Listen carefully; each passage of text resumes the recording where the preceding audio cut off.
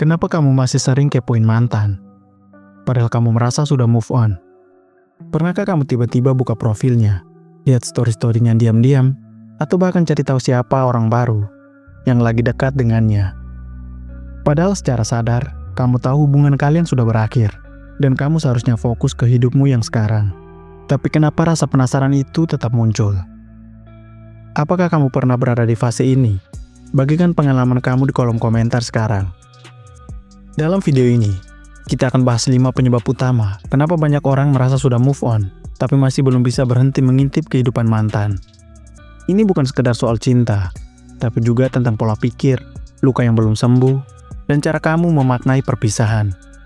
Tonton sampai habis, siapa tahu kamu menemukan jawaban dari apa yang selama ini kamu rasakan. Jangan lupa like jika kamu merasa relate, share ke teman yang mungkin butuh, dan subscribe agar kamu tidak ketinggalan video edukatif lainnya seputar hubungan dan proses penyembuhan diri. Mari kita mulai. Penyebab pertama, move on secara logis, tapi bukan secara emosional. Banyak orang berpikir mereka sudah move on, karena secara logika, mereka menerima bahwa hubungan itu sudah berakhir. Tapi perasaan belum tentu ikut selesai. Luka emosional seringkali tertinggal jauh lebih dalam. Dan selama belum diproses, rasa penasaran atau kebiasaan memantau mantan bisa menjadi bentuk ketidaknyamanan batin yang belum tuntas. Jadi meskipun pikiranmu bilang, aku sudah tidak cinta, hatimu belum tentu setuju. Penyebab kedua, ketergantungan emosional yang belum putus. Hubungan yang intens dan berlangsung cukup lama bisa menciptakan semacam ikatan emosional yang sifatnya adiktif. Dalam beberapa kasus, kamu bahkan kecanduan terhadap perasaan yang ditimbulkan oleh hubungan itu, entah itu rindu, rasa bersalah, atau bahkan marah. Ketika hubungan itu berakhir, tubuh dan pikiran kamu tetap mencari dosis kecil dari kebiasaan itu, dan stalking mantan jadi cara paling instan untuk memenuhinya. Tanpa sadar, kamu bukan kangen orangnya, tapi kangen sensasi emosional yang dulu pernah kamu rasakan. Penyebab ketiga, belum ada pengganti yang bermakna.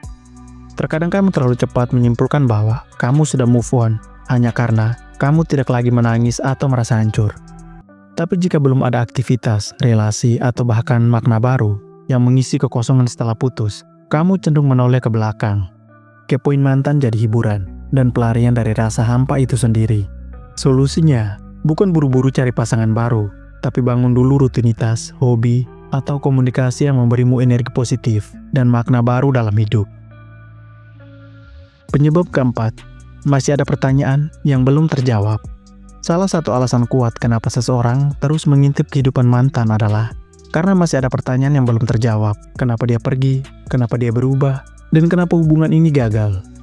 Pikiran kamu cenderung mencari klausur, dan saat tidak mendapatkan secara langsung, kamu berharap menemukan petunjuk lewat media sosial. Padahal, sebenarnya yang kamu butuhkan adalah menerima bahwa tidak semua hal bisa kamu pahami sekarang. Dan kadang, ketenangan datang dari penerimaan, bukan dari penjelasan. Penyebab kelima, validasi diri yang belum pulih. Terakhir, ada banyak orang yang kepo dengan mantan hanya karena ingin membuktikan sesuatu. Misalnya, berharap dia belum bahagia tanpamu, atau justru ingin tahu apakah dia menyesal. Itu artinya masih ada bagian dari dirimu yang belum merasa utuh, yang butuh validasi dari luar, khususnya dari mantan pasangan. Padahal, validasi yang sehat datang dari dalam diri sendiri, dari proses penerimaan, memaafkan, dan membangun kembali kepercayaan terhadap diri sendiri. Jadi kalau kamu merasa sudah move on, tapi masih sering kepoin mantan, mungkin sekarang kamu bisa melihatnya dengan cara yang berbeda. Bukan karena kamu lemah, bukan juga karena kamu gagal move on, tapi karena ada hal-hal dalam dirimu yang butuh lebih banyak perhatian, pemahaman, dan pemulihan. Mulai sekarang, coba jujur sama diri sendiri.